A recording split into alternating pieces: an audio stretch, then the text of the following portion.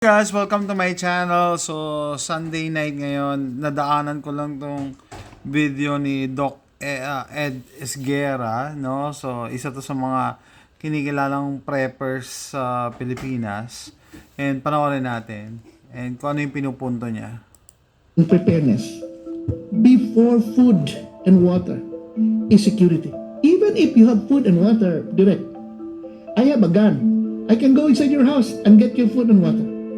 Yeah, parang yan yung sinabi sa akin nung dati kong kaibigan. Long time ago, nung nag-start ako, no?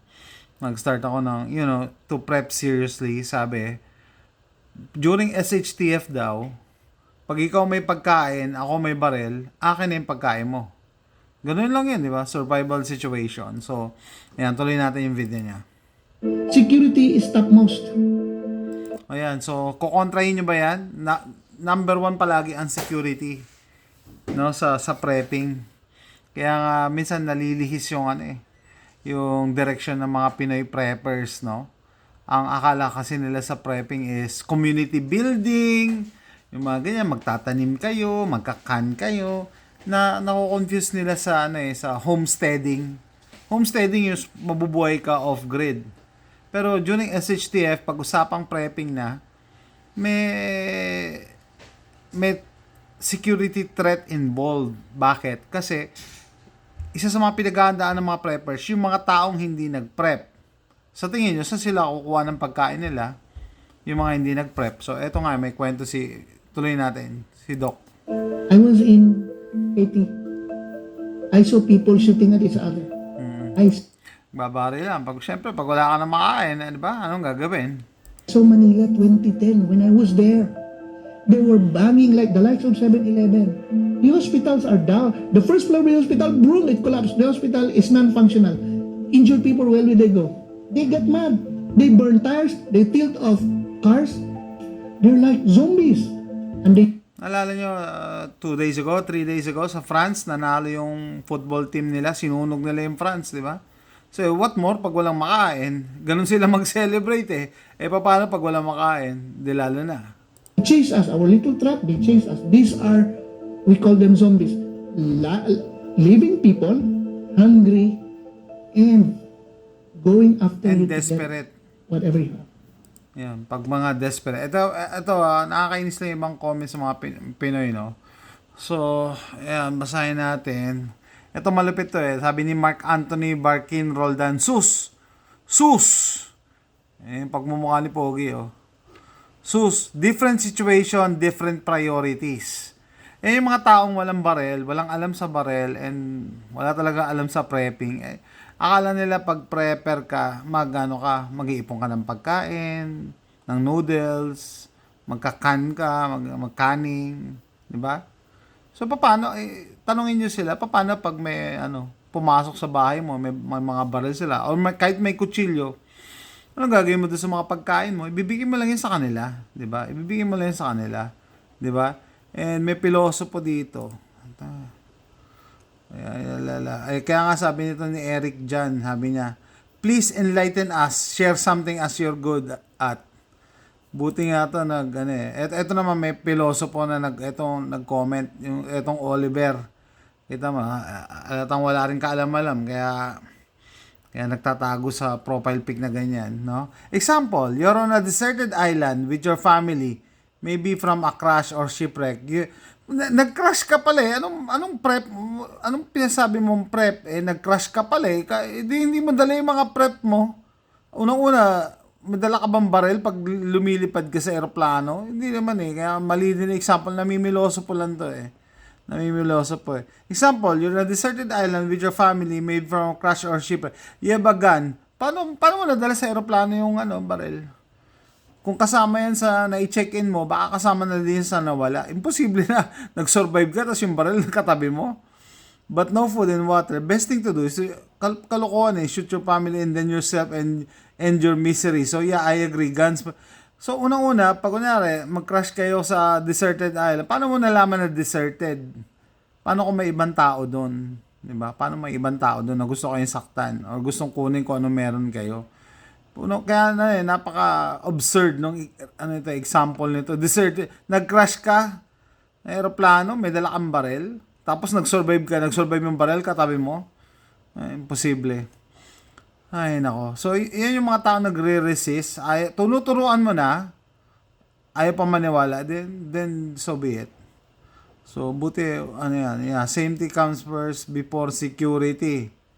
Paano mo nasabi? Paano ka magiging safe kung hindi secured yung lugar? No? Mga kababayan mo, tinuturuan na nga ni Doc Edis Guerra ayaw pa rin. Yan no? How can you have safety if you don't have security? Buti to si John, eto may utak. Maganda yung comment. How can you be safe if you're not secured? Yan, buti yan, mga normal na tao. Ano ba yan?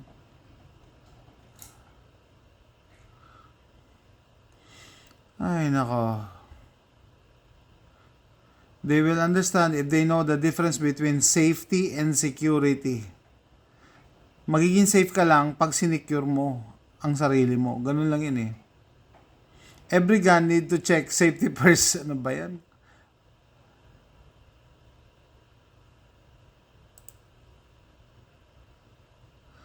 Oliver Lego. Precisely. Safety doesn't wala talagang baril tong si Oliver Layugan.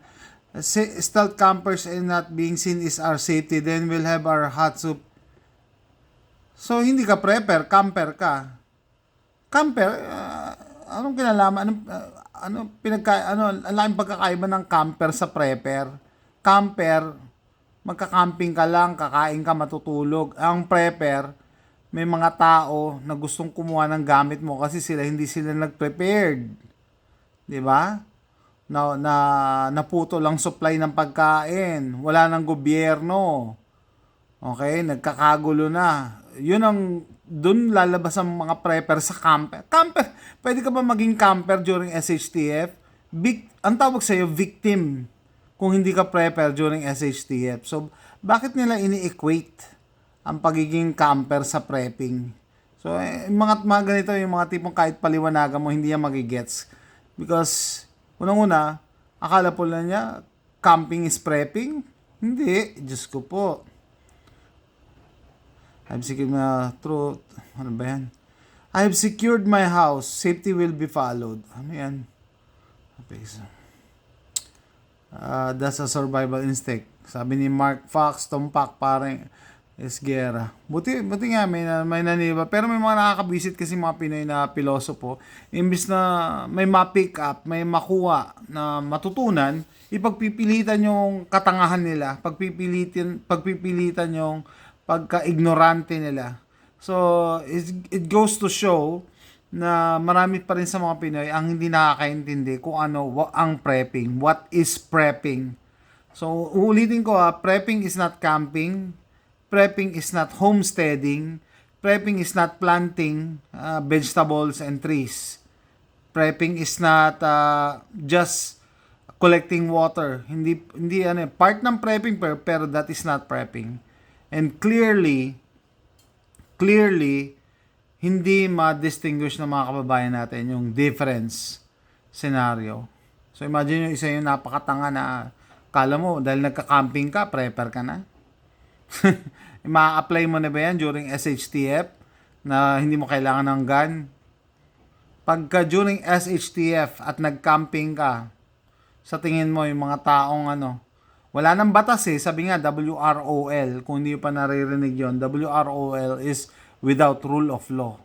Imaginein mo, pag wala nang batas, anong gagawin ng kapitbahay mo sa tingin mo, sa'yo? Or kung nagka-camping ka tapos may nakakita sa'yo, anong gagawin sa'yo? Walang batas hindi sila makukulong. Ano sa tingin nyo? Di ba nakakatakot? Yun ang pinaghahanda ng mga preppers. WROL, without rule of law. Okay? During regular days ngayon, mag-camping ka, magtanim ka, mag-ipon ka ng tubig. Okay? Pero pag during SHTF na, doon nasa-separate yung preppers sa non-preppers. Or preppers versus feeling nila prepper na sila. Kasi bumili sila ng Swiss Army knife. Tapos nag-ipon sila ng delata tsaka meron sila ilang pirasong delata tsaka Lucky Me noodles. Kala nila prepper na sila. Kaya nga wag natin masyadong pasimplehan yung definition ng prepper. Sinasabi ng iba, pagka uulan daw, nagdala ka ng payong, prepping na yon. That's not prepping. That's common sense. Common sense yun. Prepping is merong bagay na pinaghahandaan ka, that's why you're preparing for it, na hindi normal. Kasama na dyan yung, yun nga, without rule of law, walang batas. Di ba yung palang WROL nakakatakot na? Kasi walang batas eh. Ikaw ba, tatanungin kita, nanonood dito, kung walang batas, anong gagawin mo? Ha? Matagal mo nang gustong yumaman. Matagal mo nang gustong magkakotse. Matagal mo nang gustong magkaroon ng Rolex. Matagal mo nang gustong magkabarel, wala nang batas-batas. Tanungin mo sa sarili mo, anong gagawin mo? At anong gagawin ng katabi mo, ng kapitbahay mo? Pare-pares ba kayo iniisip? O mas malala iniisip nila? Yun ang nakakatakot. Yun ang pinaghahandaan. So, tapos yung itong video na to. Happy prepping. See you next time. Bye.